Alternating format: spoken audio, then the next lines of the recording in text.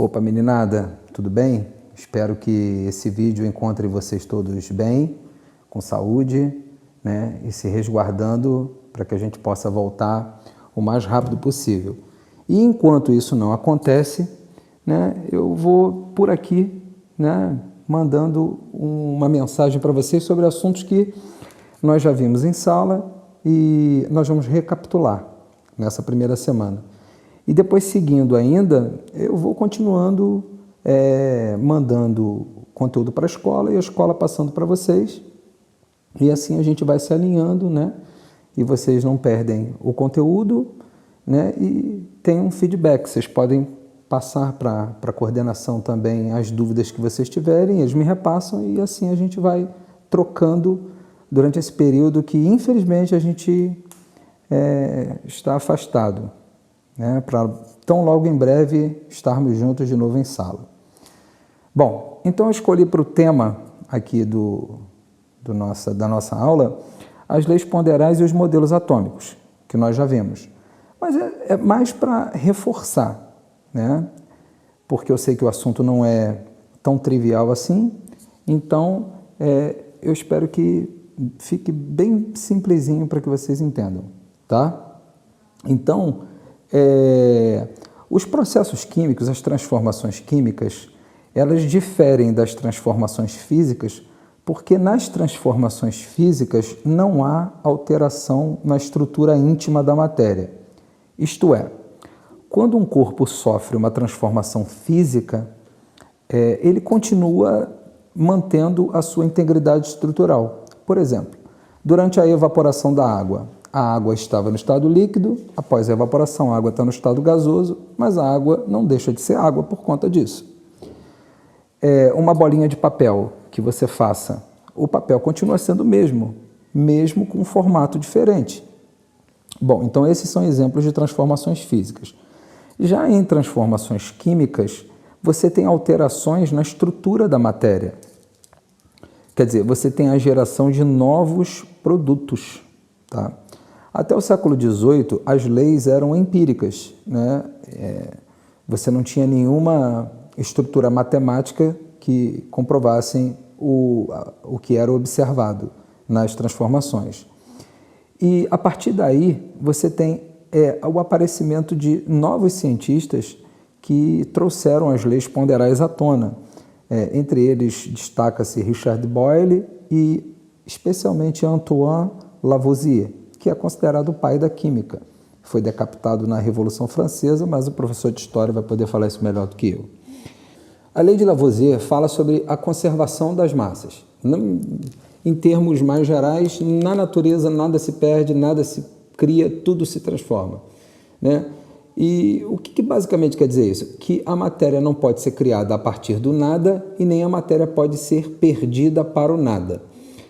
Lavoisier, na época, com auxílio de balanças, observou o comportamento de algumas reações em ambientes fechados. É muito importante que vocês, né, fiquem atentos a essa ideia de sistema fechado, porque aí não há perdas para o meio e nem o meio pode interagir com o sistema, né? O sistema é a parte finita do universo que a gente está tomando para o estudo. Então, nesse momento, né, a observação de Lavoisier é que a quantidade de matéria que você tem no início e a quantidade de matéria que você tem no fim, se o sistema for obrigatoriamente fechado durante um processo de transformação, ele tem que ser o mesmo.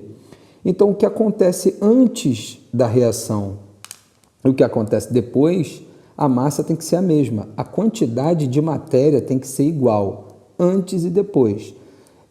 Antes, a gente, na química, usa a linguagem de reagentes.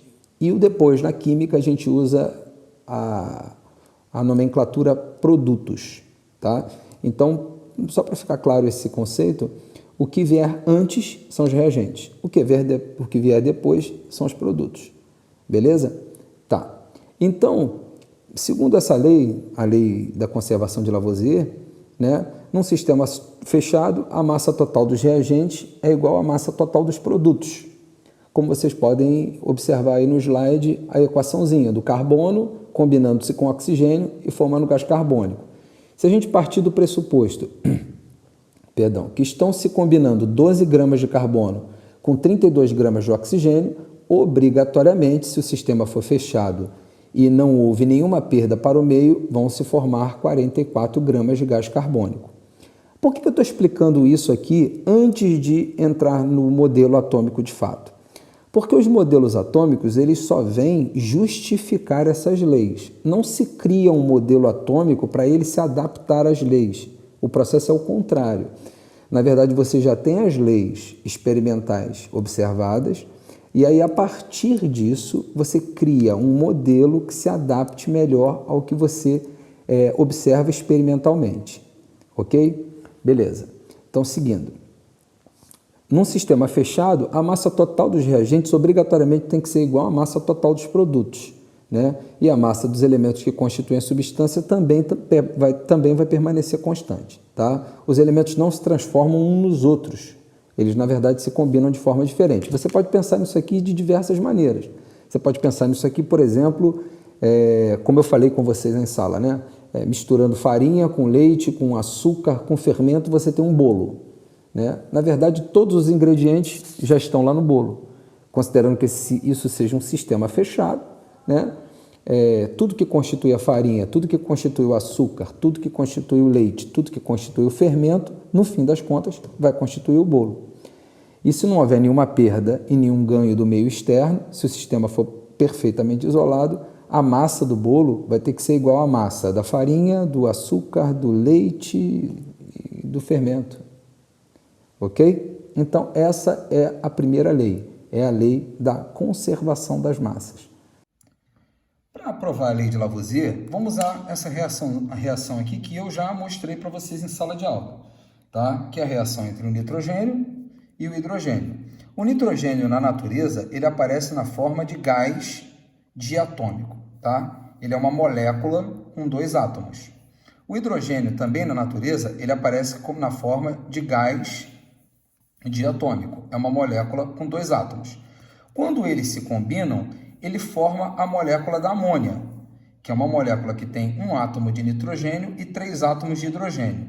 O porquê que eles se combinam e formam essa molécula, vocês não precisam se preocupar por enquanto, tá? Mas vamos supor que o nitrogênio seja representado por uma bolinha assim.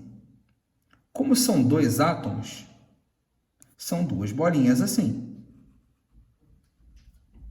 E o hidrogênio seja representado por uma bolinha menor, assim. Como são 2 átomos, são 2 bolinhas, né? Basicamente é isso aqui.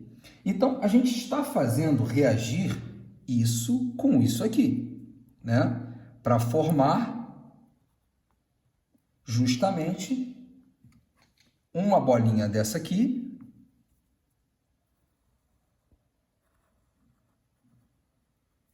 com 3 bolinhas dessa aqui. Mas observem que isso aqui contraria a lei de Lavoisier. Afinal de contas, aqui nós temos 2 bolinhas roxas, né? E aqui nós só temos uma. E aqui é o estado inicial e aqui é o estado final. Os reagentes é o estado inicial e o produto ou os produtos são o estado final. Bom, para equilibrar isso aí, o que a gente faz? Coloca mais uma bolinha roxa aqui, para que a quantidade de matéria que tenha lá no início seja igual à quantidade de matéria que tem no fim. Só que a gente já percebeu que no produto, a bolinha roxa, ela aparece combinada com outras 3 bolinhas rosa. Então, a gente precisa colocar 3 bolinhas rosa aqui. Pronto, já estão aqui. Mas percebam que eu desigualei, porque ó, tem 6 bolinhas rosa aqui no produto e aqui eu só tenho 2. E a gente sabe que no reagente eles aparecem combinados 2 a 2. Como aqui eu tenho 6 no final e 2 no início, estão faltando 4. O que eu faço? Completo 2 a 2. Pronto.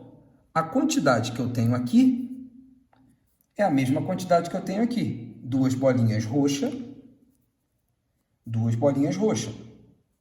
6 bolinhas rosa, 6 bolinhas rosa. Isso vai me levar a concluir 2 leis. A primeira é a lei de Lavoisier. Se eu tiver, por exemplo, a massa de 28 gramas de nitrogênio, por exemplo, 28 gramas de nitrogênio, e essas 6 bolinhas rosa, né, corresponderem à massa de 6 gramas de hidrogênio, não se preocupem por que esses números agora, tá? Não é relevante. Obrigatoriamente, o que a lei de Lavoisier me diz? Que aqui no fim eu tenho que ter 34 gramas de amônia.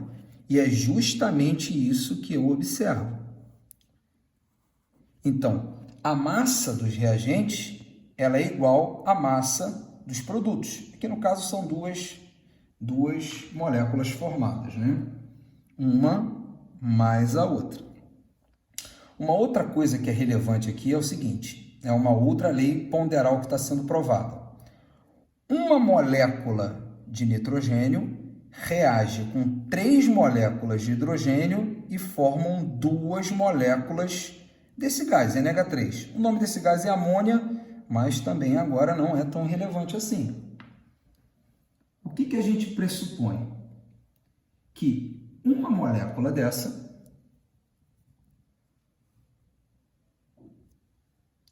reage numa proporção definida com 3 moléculas dessa e formam 2 moléculas dessa aqui.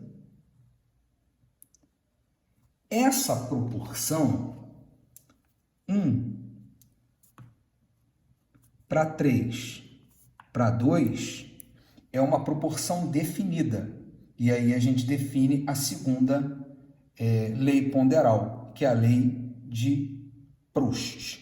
Então, essa em que a massa dos reagentes ela é igual à massa dos produtos, né? É a lei de Lavoisier, é a lei do princípio da conservação da quantidade de matéria, e o fato de você ter uma proporção definida de números inteiros que se combinam e formam sempre o mesmo elemento na mesma proporção é chamada de lei de Proust, que eu vou detalhar um pouquinho mais à frente. É claro que se você pensar na lei de Lavoisier e nos seus desdobramentos, né, você pode olhar para cá e falar o seguinte, você pode pensar o seguinte, ó, se ao invés de 28 gramas aqui nós tivéssemos 14 gramas, esses 14 gramas teriam que reagir 28, 14. Perceberam? Isso é a metade disso. Então, a quantidade que vai reagir desse aqui tem que ser a metade disso. Se aqui são 6 gramas, aqui obrigatoriamente são 3 gramas, que vai ter que dar 14 mais 3, 17. Vê se vocês não concordam comigo. Ó. 17 gramas é justamente a metade de 34. Então, a quantidade que você estiver estipulando aqui, obrigatoriamente vai ter que ser a mesma formada aqui. Essa é a lei de Lavoisier. E repara numa coisa, eu posso ficar mudando esses valores aqui, né, desde que eu obedeça a esta proporção entre reagentes e produtos, que a reação se manterá. Então, eu tenho como fazer uma previsão de quanto reagente eu preciso reagir um com o outro para quanto produto eu vou formar. Basicamente, é uma ideia muito parecida com aquela de quanto leite, quantos litros de leite eu preciso para reagir com tantas colheres de farinha, por exemplo, né? Para que eu possa ter um bolo. E se for o dobro? Aí eu vou ter 2 bolos. E por aí se vai. Tá?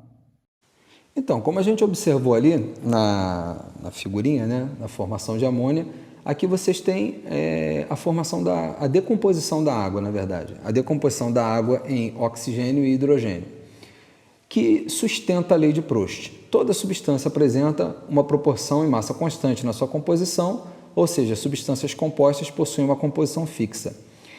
Fato é, o que ele quis dizer aqui é que as espécies reagem entre si em uma proporção definida. E observem que os números em amarelo, azul e verde, eles representam números múltiplos entre si, que vai ser a dedução da próxima lei ponderal, que é a da multiplicidade. Então, 4,5 multiplica por 2, 9, multiplica por 2, 18. Repara lá nos produtos formados. 4 multiplica por 2, 8, multiplica por 2, 16. Meio que multiplica por 2, 1, que multiplica por 2, 2. É a quantidade que a gente vai formar. Mas, se você olhar para o lado esquerdo da reação e para o lado direito, você vai ver que a massa formada é a mesma. 4,5 gramas é igual a 4 mais meio grama. 9 gramas é igual a 8 mais 1 grama. 18 gramas é igual a 16 mais 2 gramas. Tá? Aí ele só está colocando no finalzinho essa razão, eu só coloquei essa razão para vocês perceberem que a massa de hidrogênio e a razão entre a massa de hidrogênio e a massa de oxigênio é 1/8. O que significa isso? Que a massa de oxigênio vai ser 8 vezes maior que a massa de hidrogênio, o que não é muito difícil de você perceber. Por quê? Porque 16 é 8 vezes maior do que 2, 8 é 8 vezes maior do que 1 e 4 é 8 vezes maior do que meio. Então, a quantidade formada ela é proporcional a essa razão. Aí o exemplo que eu estava dando lá era do bolo de chocolate. Em relação aos ingredientes, a quantidade deles, eu não tenho... Me perdoa que de culinária eu não sei nada. Normalmente, quando eu dou esse exemplo, sempre sai um bolo que só tem açúcar, farinha, leite e fermento. Imagina que bolo é esse. Bom, enfim. Esse aqui tem uma proporção definida. 4 ovos, 1 xícara de açúcar, 2 xícaras de leite fervente, 1 xícara de óleo, 1 xícara de farinha de trigo, 1 xícara de chocolate em pó, 1 colher de bicarbonato, 1 colher de fermento em pó, enfim. Aí estão os reagentes, aí está o produto. Daí, como eu tinha exemplificado para vocês. Né? E quanto mais a gente... e outra coisa, né? Se a gente, por exemplo, usar 3 vezes essa quantidade de reagente, nós iremos fazer 3 bolos ou um bolo 3 vezes maior. Tá? Eu não vou mentir para vocês, não fui eu que fiz esse bolo, eu obtive essa imagem da internet, porque eu não sei fazer. Bom, essa é a lei de Proust. Toda substância apresenta uma proporção em massa constante na sua composição, ou seja, substâncias compostas possuem uma composição fixa. Aí aqui, o mesmo exemplo que eu dei lá para a amônia, né, eu coloquei no slide o exemplo para a formação do gás carbônico. Né? Carbono mais oxigênio formando o gás carbônico, e aí com as bolinhas. A bolinha preta é o carbono, a bolinha azul é o oxigênio, né? Considerando que você não precisa saber as massas desses elementos, mas eu coloquei aí como 12 gramas, 32 gramas, dando 44. Tem que dar por conta da lei de Lavoisier. Mas a proporção é que é importante, né? A proporção é 1 de carbono para 1 molécula de oxigênio para 1 molécula de gás carbônico. Se eu multiplicar isso tudo por 2, 2 de carbono, 2 de oxigênio, 2 de gás carbônico, e as massas também duplicam-se. O que era 12 vira 24, o que é 32, 64, o que é 44, 88. Eu estou dobrando, né? Bom, se uma substância dessas for colocada em excesso, ela vai sobrar, né? Porque se a proporção for, eu reajo 12 gramas com 32 gramas e formo 44 gramas, se eu reagir 24, eu tenho que ter 64 para formar 88, tá? Agora, repara em verde a linha, né? Eu estou colocando pela metade. 6 gramas com 16 gramas, eu vou formar a metade, 22 gramas, a metade de 44, né? Agora eu vou dividir de novo pela metade, que a linha é em preto. 3 gramas, 8 gramas, eu vou ter que formar 11 gramas. Repara que a proporção é a mesma. No entanto, se eu estivesse colocando, por exemplo, preste atenção nessa última linha, aqui está em preto. 3 gramas, 8 gramas formam 11 gramas. Se eu estivesse reagindo 3 gramas com 10 gramas, eu não iria formar 13 gramas. Eu iria reagir 3 gramas com 8 gramas e ia formar 11 gramas. Ah, mas eu coloquei 10 gramas do O2. Pois é, desses 10 gramas, só 8 vão reagir e 2 vão sobrar. É análogo a você pensar o seguinte, eu preciso de 4 xícaras de farinha para reagir com 2 litros de leite. Se eu mantiver os 2 litros de leite, mas dobrar a quantidade de farinha, ora, a farinha vai sobrar. Porque quando o leite acabar, a reação acaba. Tá? Terceira e última lei ponderal, é a lei de Dalton. Dalton foi um cientista inglês, 1808, as suas obras mais proeminentes, e basicamente o que ele fala é o que nós já até provamos anteriormente, em relação à multiplicidade da reação química. Você pode multiplicar por qualquer número inteiro que as quantidades se manterão constantes. Tá? Dois elementos se combinam em proporções diferentes, formando compostos diferentes. Mantendo constante a massa de um dos elementos, a massa necessária para o outro elemento apresentará uma relação de números inteiros e pequenos. A partir dessa terceira lei, em 1808, esse cientista John Dalton vai criar um modelo atômico que basicamente consiga explicar essas três leis ponderais, né? Recapitulando, a lei de Lavoisier, a lei de Proust e agora a lei de Dalton. A lei da conservação da quantidade de matéria, a lei das proporções definidas e agora, por fim, a lei das proporções múltiplas. Ele vai criar um modelo chamado modelo bola de bilhar. Por quê? Porque o átomo, para ele, parecia-se uma bola de bilhar, uma bola de sinuca, em que elementos diferentes apresentavam bolinhas diferentes, mas toda a matéria seria composta por essas partículas fundamentais, que seriam indivisíveis, indestrutíveis, esféricos e maciços. Bom, os elementos seriam caracterizados por seus átomos, então um conjunto de átomos idênticos, né, caracterizaria um elemento químico. E as transformações seriam basicamente aquelas que eu mostrei para vocês no exemplo lá das bolinhas, né? Os átomos do elemento X com os átomos dos elementos Y iriam se combinar, desde que houvesse afinidade e contato, né? Iam formar compostos X e Y, né? E as transformações químicas seriam essa combinação, essa separação ou esse rearranjo entre os átomos. Tá? Um composto, só para lembrar, né? Um adendo, é uma combinação de mais de um elemento. Então, por exemplo, carbono é um elemento, oxigênio é um elemento, gás carbônico é um composto, hidrogênio é um elemento, enxofre é um elemento, oxigênio é um elemento, H2SO4 é um composto formado por hidrogênio, enxofre e oxigênio na proporção de 2 átomos de hidrogênio para 1 átomo de enxofre para 4 átomos de oxigênio e, como vocês podem perceber embaixo, a ideia é análoga. Tá? O modelo de Dalton ele explica bem as leis ponderais, no entanto ele é falho em relação à natureza elétrica da matéria, que só vai ser explicado pelo modelo de Thomson, que vai acontecer 89 anos depois. Tá? Então o modelo de Dalton explica bem as leis ponderais. Primeiro, a massa conservada é uma reação, porque os átomos são indestrutíveis, a massa total dos átomos presentes nos reagentes tem que ser igual à massa dos produtos, as proporções são definidas, né? Um composto tem proporções fixas entre o número de átomos dos elementos que os compõem e a proporção que os átomos estarão presentes é sempre a mesma. Até aí, ok. E difícil refutar essa ideia de Dalton porque ninguém tinha um modelo melhor do que esse. Ainda não tinha sido explicado a natureza elétrica da matéria, no entanto, ela não seria tão